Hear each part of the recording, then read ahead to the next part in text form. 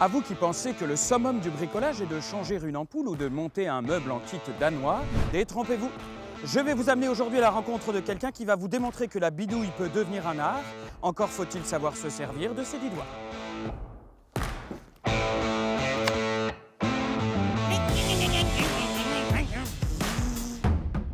Non, cet homme n'est pas Laure Manodou. Cet homme, c'est Pierre Galotte. Évidemment, c'est tout de suite moins impressionnant. Et pourtant, Pierre mesure, sculpte, cloue, visse et découpe avec une aisance et une frénésie incomparables.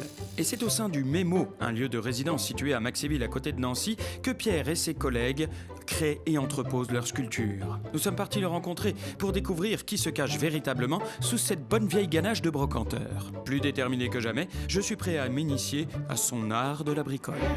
Ici, on est au Mémo, ça a l'air d'un gymnase. Est-ce que tu peux nous expliquer où est-ce qu'on se trouve?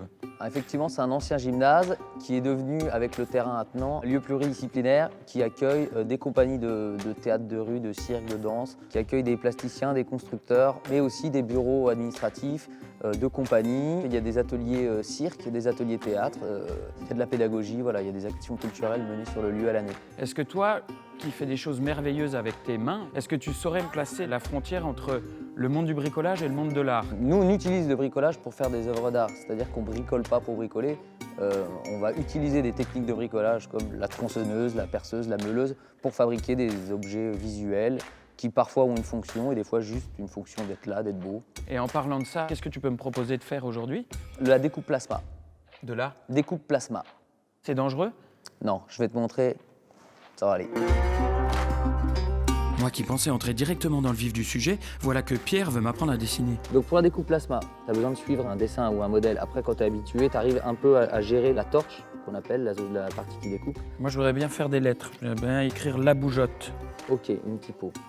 Et ben en fait, on va commencer par un A. Il faut prendre en compte le fait que tu es sur une pièce de métal. Tu vas devoir anticiper et garder une petite bande de métal pour que là, quand ce que tu découpes, eh ben, tu gardes la forme complète de la lettre. Entre nous, moi aussi je sais faire des gribouillis. On utilise ce que nous on appelle des objets de seconde vie. On aime bien qu'il y ait une double lecture sur nos constructions, c'est-à-dire que souvent il y a des vieux qui traînent autour de nos décors et tout ça, et ils reconnaissent « Ah mais ça je reconnais, c'est une ancienne cuve à fioul de camion ». Enfin, ils arrivent à identifier, et donc il y a une double lecture qui nous plaît.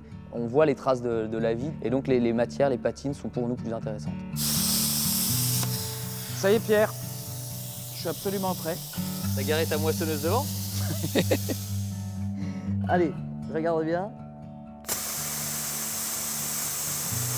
Toi, mon autre main, elle m'aide à guider l'appareil. C'est vraiment, t'essaies d'être le plus droit possible et t'écrases pas comme un bourrin, ni il faut que tu sois en contact léger. Ok. On y va, je vais commencer par le L de la bougeotte. Tu te rappelles bien que là, si jamais tu fais par réflexe un B comme si t'étais avec un crayon, Il y a tout qui tombe. T'as tout qui tombe, donc t'as plus ton trou du milieu.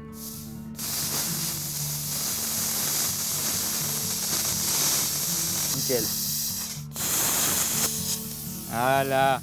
Je me sens à peu près quand même comme un chirurgien, mais qui aurait arrêté ses études en première année, quoi. Je te laisse finir le dessin? Ouais, Je pas de reviens problème. dans une demi-heure. Ouais, ou 2-3 heures, ouais.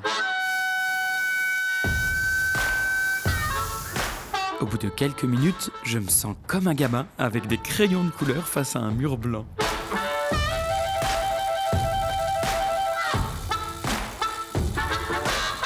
Bon alors, tu t'en sors? Bah oui, il n'y a plus qu'à détacher, puis là j'ai fini, je suis plutôt content. Attends, tu devais pas marquer la bougeotte? Bah c'est marqué la bougeotte là. Enfin en suédois. En suédois, la bougeotte ça se dit la bugueute. T'as jamais entendu, j'arrive pas à monter mon scrull? Parce que j'ai la bugueute?